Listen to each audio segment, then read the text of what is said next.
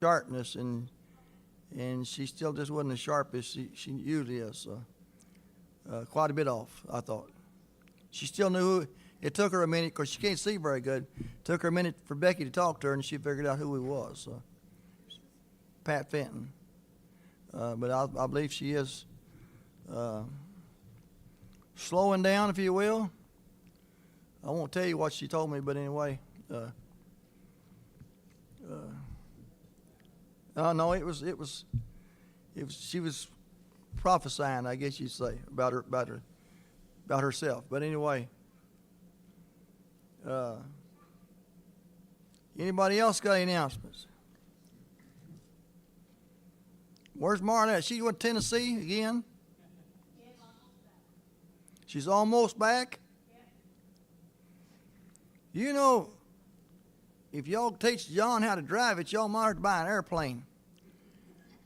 That way you can just drive out, just get out there an hour or two and then get back an hour or two, see? Huh? A scary thought. Oh, okay.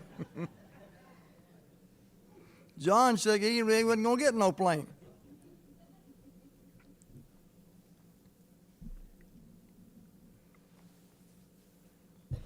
The flying's real good, John. It's the landing and taking off is where you kind of get scared. Any other announcements anybody has? Yeah, I get it. Yeah, but when it quits, it goes straight down. You ain't got no chance. Then you can coast an airplane little ways. Yeah, they don't glide worth a flip. All right. She was between Little Rock and Fort Smith a while ago, on her way home. Okay. We are still in Matthew chapter 20.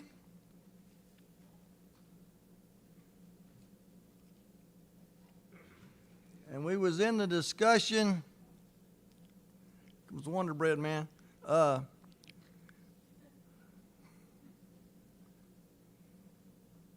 We was in the discussion about the fellow that he hires laborers all day long, and they all are rewarded with the same amount of pay. Of course, this is in reference, we believe, to the Lord, that it doesn't make any difference if you become a Christian at an early age and live to be 110 and serve God all that time, or if you are a Christian for just a little while, the reward is still heaven. God will reward you for what you need, what he decides to give you. But it will be in heaven. There is a theory, if you will, about different degrees of heaven and different degrees of hell. I don't want to get into it because it gets kind of, some of it makes sense and some of it doesn't. But anyway, that's just a theory. Judy Jones asked a question last week. And Judy, here's my best answer. My best answer. The Bible gives some examples of different people being pardoned of their sins. And we also know that, hasn't been just a few weeks ago, we studied about Jesus and talking about the rich man, and we talked about the eye of the needle, and said with men it was impossible. With God, all things are possible. So it's possible because God is the judge. I'm not the judge, nobody else. But I wouldn't want to base my faith on it or my salvation on it if I've got the opportunity to obey the gospel. Because we do know we have instances where here in the scriptures they say you do this, and you are in a saved condition. It's automatic. That's my best answer. Okay. I hadn't forgot you. I've just been thinking about it.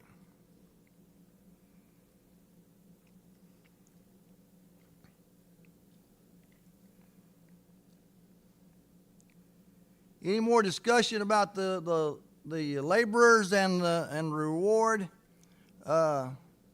Leland, have you been thinking about that this week, or you got any about the laborers and their reward and the reference it and to Christians and our reward? Have you got any more discussion about that, or can we move on? For a minute. Huh? Go ahead for a minute. Now we go ahead. We're not going to go back. See, what does the scripture say, Leland? It said, "No man putting his hand to the plow and looking back." See, so we can't be looking on this looking back. See, we got to. Be careful, we'll never go back and study it again. Well, that's true. Well, we got to start all over and start a new row. See, If you look back, you're liable to hit a stump. and I'll hit a stump. Not behind you. You know, most of you probably don't know, but if you've ever tried to lay off a row, Not very straight. and I have seen people that could just start in and it'd be straight. I had a neighbor who put out fertilizer with these slinger button, like you go by at the store, and it was just grass out there. And when you went to bale his hay, the whole field looked just exactly the same. He had it exactly down. There wasn't any spot that was darker green or less green than the other. He had the whole field looking. That's how good he was on sighting in where he was. I own the same field he had, and it doesn't look like that anymore. So, but I've seen people lay off rows, they with a tractor and just start planting, and it'd all be just straight as a string. That's what. But you can't, when you start laying off a row, you can't look back to see where you start in, and you look to the far side. Look to the goal is to get to the other side as straight as you can. That's what Jesus is talking about. Don't look back to the other stuff, the old stuff you was living in, looking toward the goal, looking toward the finish line. I know if you watch very many ball games or races, a guy will be way ahead and he decides to look back and see how close they are, and somebody will pass him. Instead of concentrating on keeping on, why he'll look back and think, well, I'm outrunning everybody. Sure enough, he had it. And they'll pass him. So always, that's our goal. That's the finish line. The goal is heaven. We're supposed to set our sights on it. Don't look back. Verse 17, the caption at the head of the paragraph of mine says, Jesus predicts his death the third time.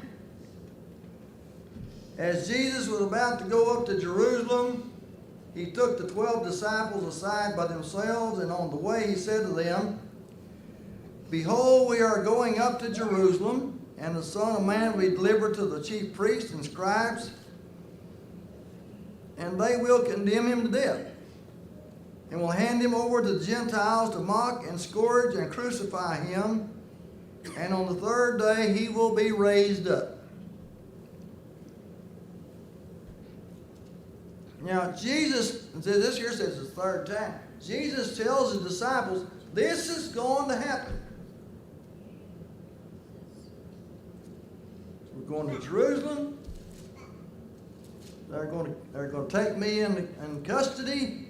They're going to beat me and spit on me and mock me and and they're going to crucify me. And on the third day, I'm going to rise up. But they couldn't get their heads around it, could they? That's a pretty hard thing to imagine if you've never. Of course, they had seen Lazarus brought back from the dead. Yes. Delivered to the Gentiles? Yes, Romans. Oh. The Gentiles was the one that had the authority to have him crucified. Okay, I was confused. I knew The Jews wanted him crucified, but because the Romans were the government at that time, they didn't have the authority to. Thank you, I was confused. Okay? And so, they were the ones that talked everybody into it, but the Romans had the ultimate authority. Pilate had the authority to call a bunch of soldiers in and arrest everybody else if he wanted. But that wasn't God's plan, basically. turn him loose. Or Or turn him loose. turn him loose. But he could have arrested all the mob, see? Look at later on, whenever the Apostle Paul is under threat of the assassination, if you will, and his nephew finds out about it, and they tell the mayor or the governor, and look how many people he just gathers them all up. A pretty good sized army. He said, y'all get him out of town today, tonight. There's several hundred. Just right there close. You know, they're available. And you know, and they of course they didn't have guns back then, but they've got the weapons, you know. They've got the weapons. One of the main things I think that caused the disciples to be confused about Jesus' death and resurrection was that they had the idea, like everybody else did, that the Messiah was going to be an earthly king. We'll find out if I think it's maybe on the next page. We'll turn the page over here. Just exactly what they had and what they thought was going to happen. Because it was the easy thing to misunderstand. What was the prophecy that was made to David? You're going to have an everlasting kingdom. To Abraham, through your seed, all the nations will be blessed. You'd have an everlasting kingdom out of the tribe of Judah.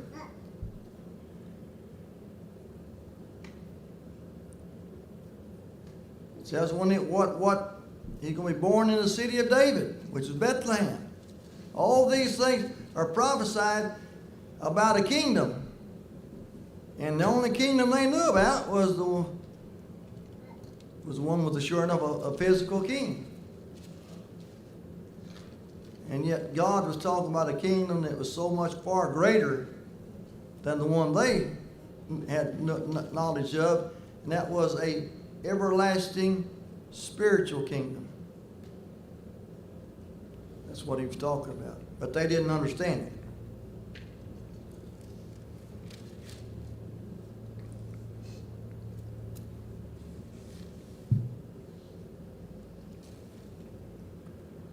Verse 20. This is what I was talking about. Then the mother of the sons of Zebedee, which are who? James and John, came to Jesus with her sons, bowing down and making a request of him. And he said to her, "What do you wish?" She said to him, "Command that in your kingdom these two sons of mine may sit, one on your right and one on your left." What were they thinking? That's what they're thinking about, a physical kingdom. She comes in, she bows down to him like you would a physical king in that day and time. I want you to promise me that when you get the kingdom started, that one of my sons they'll be princes, if you will. They still had the idea of a physical kingdom. But Jesus answered, "You do not know what you're asking. Are you able to drink the cup that I am about to drink?" And they said to him, "We are able." He said to them, "My cup you shall drink, but to sit on my right and on my left, this is not mine to give, but is for those for whom it has been prepared by my Father." In other words, Jesus said, "I don't even have the authority to do that. God, his Father, has it all figured out. He's the one that's going to put people in in various places in his kingdom.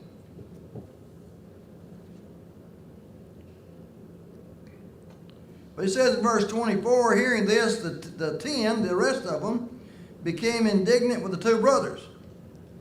But Jesus called them to himself and said, you know that the rulers of the Gentiles lord it over them, and their great men exercise authority over them. It is not this way among you, but whosoever wishes to become great among you shall be your servant. Whoever wishes to be first among you shall be your slave. Just as the Son of Man did not come to be served, but to serve, and to give his life a ransom for many. So the other ones, the 10, they were kind of, well, who do they think they are? They thought they ought to be the princes, you know, one on one side, one on the other. Jesus said, well, in the physical kingdom, this is the way. The guy in the top notch, he rules over these people, and this guy, and these people, they rule over somebody else and somebody else. Have a hierarchy, if you will. He says in the kingdom I'm talking about, the ones that's the greatest is going to be the workers. The ones that's doing the work, the ones that are the servants. Just like me is what he says. Just like him. And that's the difference, you know, and that's something that we need to keep in mind as members of the church and members of Christ's body, is that God expects us to do stuff. Anything we see to do, you know, he's given each and every one of us abilities.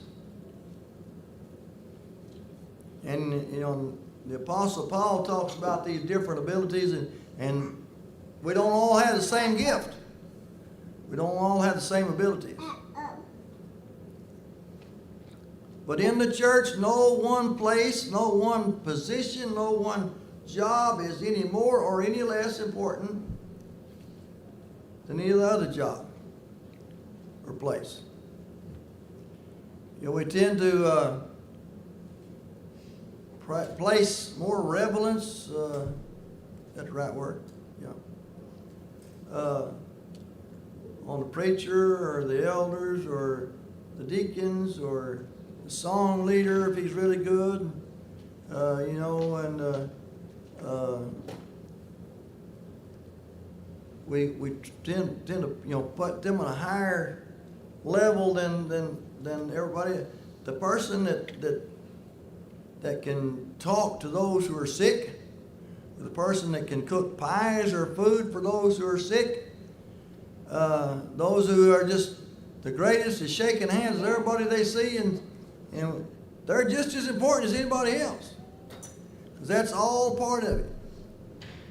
Could be somebody brings watermelon. Could be somebody brings watermelon, yeah, and goat's milk once in a while.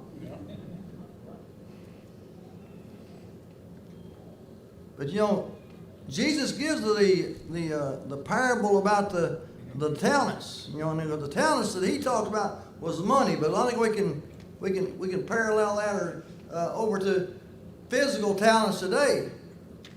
Is that we all have different talents, different abilities. Some people can really sing. Other people they can't. You know, they couldn't. If the tune was in the bucket, it'd fall out, you know. A lady that went to Leakwater a long time ago, she's passed away. She talked about a gentleman that was a member there before we started over there, and said he was there every week. He sang every song out of tune, about a half a verse behind, or stanza behind. She said he was there every time. She said she was one of her inspirations. He had been an alcoholic. That wasn't the word she used. She said he was a fallen down drunk. He became a Christian and never drank again, and said he didn't miss when the doors was open. He was there until he passed away. She said he couldn't sing a lick. But he sang every word that the song leader sang. And he meant it. He meant what the song said. And that's what counts. That's what counts.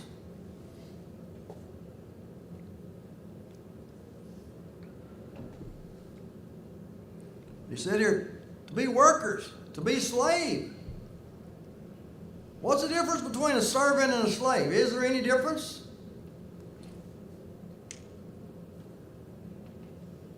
Leland, that's a question for you. You're a historian. Is he talking about a difference between a servant and a slave? Yeah, his wife's a slave. I didn't. Servant. You're just a servant? I would say maybe a slave is made what to do, a servant wants to do it. Maybe. Well, we think of servants today, the people that gets paid. I think really in that day and time, they could have been the same thing, just a different term. Yeah. Now the Jewish servants, under the Jewish law, after so many years, it's been a while since I read it, but they was a servant for so many years, and then they were turned loose, if they wanted to be turned loose. But now the Greek servants or slaves were servants as long until they had bought themselves out, or if somebody had traded off, kind of like the slave system was in the United States. You was owned by that person until somebody bought you out of it, or you died. One of the two. And buying you out of it may have put you under the rule of somebody else. But in that day, but now the Jewish servants, a Jewish person with a Jewish servant, they were supposed to turn them loose after so many years. I think it was 7, but I forgot. Well, isn't there an account where a Roman official comes to Jesus because his servant is ill? Yes. I don't think he refers to him as his slave. No, he doesn't refer to him as a slave. No. You know, to me, that kind of indicates, A little bit of difference. Okay. I don't know if you say the value or Okay. the relationship maybe Okay. between Okay. the master. It's about time to close. I got one question. It's if you were a Jewish slave or servant and you wanted to stay, you didn't want to be traded off, you didn't want to be set free, if you wanted to stay with that master for life, what was the sign that they used?